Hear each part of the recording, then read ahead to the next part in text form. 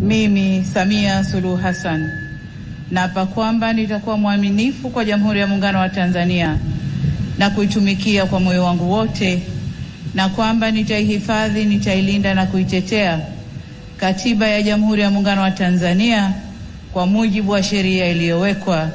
Ewe Mwenyezi Mungu nisaidie.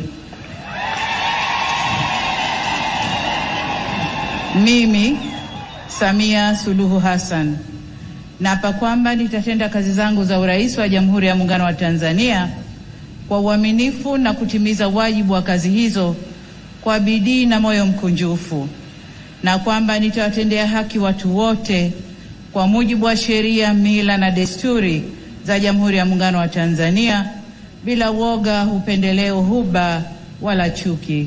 Ewe Mwenyezi Mungu nisaidie.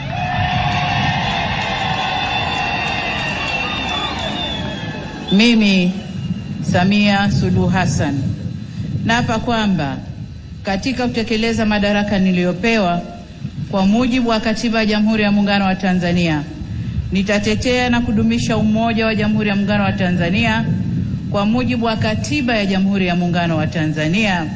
Ewe Mwenyezi Mungu nisaidie.